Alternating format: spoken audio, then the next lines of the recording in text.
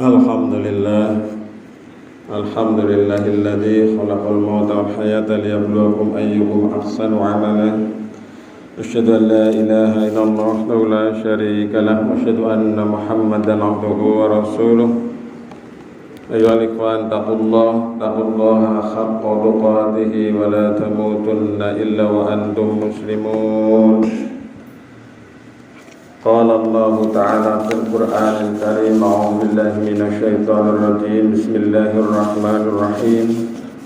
Ya ayyuhalladzina amanu taqullaha wal tanzur nafsum ma qaddamat lighad wattaqullaha innallaha khabirum bima ta'malun. Taqallahu azim. Amma ba'du. Jemaah Jumat yang dirahmati Allah, marilah pada kesempatan ini kita bersyukur pada Allah Subhanahu wa taala atas segala nikmat karunia-Nya kepada kita sehingga kita masih dipertemukan di majelis yang insyaallah yaitu salat Jumat berjamaah.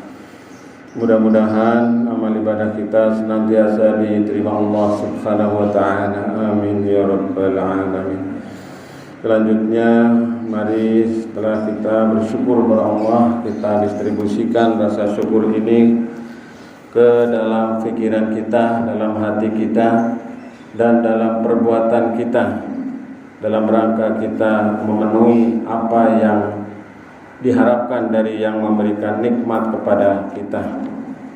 Jemaah sekalian yang dirahmati Allah, selanjutnya saya selaku khatib mewasiatkan, mengajak kepada diri kami dan umumnya kepada jemaah sekalian, marilah kita senantiasa meningkatkan iman dan takwa kita kepada Allah Subhanahu wa taala.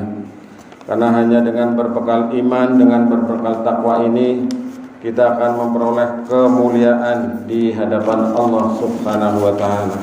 Jemaah yang dirahmati Allah, pada kesempatan ini saya sedikit hanya akan mengingatkan kepada diri saya dan umumnya kepada jemaah sekalian.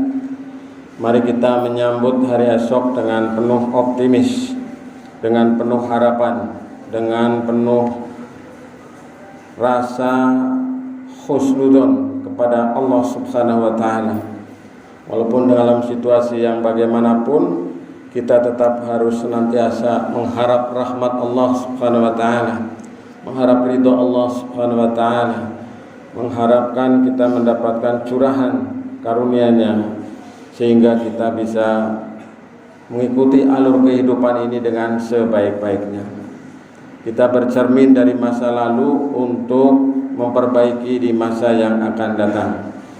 Bagaimana tadi saya sampaikan di dalam Al-Quran surat Al-Hasyr ayat 18 yang sering kita dengar ayat ini. Hai orang-orang yang beriman, bertakwalah kamu sekalian kepada Allah, dan hendaklah setiap diri memperhatikan apa yang telah diperbuatnya untuk hari esok, yaitu akhirat. Dan bertakwalah kamu sekalian kepada Allah, sesungguhnya Allah Maha mengetahui apa yang kamu kerjakan. Jemaah yang dirahmati Allah, ini panggilan untuk orang yang beriman. Ya ayyuhalladzina amanu, wahai orang-orang yang beriman. Jadi kita insyaallah sebagai orang yang beriman termasuk orang yang merasa terpanggil, merasa dipanggil, dan kita mengikuti sami'na wa ata'na. Supaya apa? Oleh Allah diperintahkan supaya kita bertakwa kepada Allah. Ya ayyuhalladzina amanu taqullah, bertakwa kita kepada Allah Subhanahu wa taala. Takwa diibaratkan kita berjalan di atas jalan yang penuh dengan duri.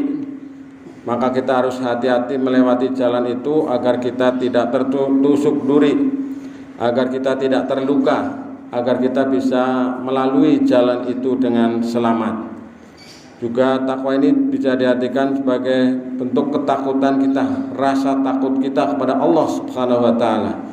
Antara roja dan khauf, berharap menjadi satu, antara pengharapan dan rasa cemas. Berharap amalan kita diterima, kadang kita merasa cemas juga bila mana ibadah kita tidak diterima. Kemudian bertakwa kepada Allah Subhanahu wa taala sebagai inti dari khutbah Jumat yang sering dilakukan dan setiap Jumat kita mendengarnya adalah dalam pengertian kita melaksanakan perintah-perintah Allah. dan sekaligus kita menjauhi larangan Allah Subhanahu wa taala. Dengan kita berupaya untuk melaksanakan yang kita bisa dengan yang kita mampu semaksimal mungkin, sembari kita meninggalkan larangan Allah Subhanahu wa taala. Lalu yang kedua, jamaah sekalian, kita diperintahkan supaya senang introspeksi, mawas diri. Karena memang sekarang apalagi era digital, era medsos, begitu mudah kita mengoreksi orang lain, begitu mudah kita mencari aib, kesalahan orang lain. Tapi begitu sulit kita untuk mencari kelemahan diri kita sendiri, begitu susah kita menemukan dosa, kesalahan yang ada di dalam diri kita. Sebagai salah satu contoh penyakit hati itu yang tahu kadang orang lain. Kalau penyakit fisik kita ini yang merasakan kita, orang lain nggak tahu. Tapi kalau penyakit hati itu yang merasakan adalah orang lain.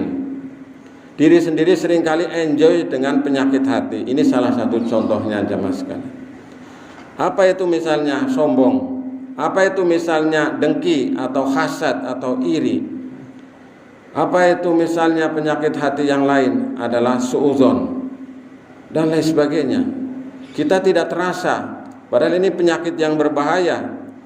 Maka jamaah sekalian yang dirahmati Allah, kita diperintahkan oleh Allah supaya kita melihat, menatap hari kemarin, menatap diri kita untuk apa? Untuk menatap masa yang akan datang. Ya. Wal tandur nafsum ma qaddamat lighad, ya. Dan hendaklah setiap diri memperhatikan apa yang telah diperbuatnya untuk hari esok, dalam pengertian yang dekat, yaitu besok hari Sabtu, Ahad, Senin, Selasa, Rabu, Kamis, atau dalam pengertian yang jauh, yaitu di akhirat kelak. Maka jamaah sekalian yang dirahmati Allah, dengan ayat ini ada prinsip dinamis. Jadi umat Islam itu dinamis, tidak statis, senantiasa meningkat menjadi lebih baik, lebih hebat, dan seterusnya. Apalagi dengan situasi seperti sekarang ini, umat Islam mestinya adalah semakin hebat.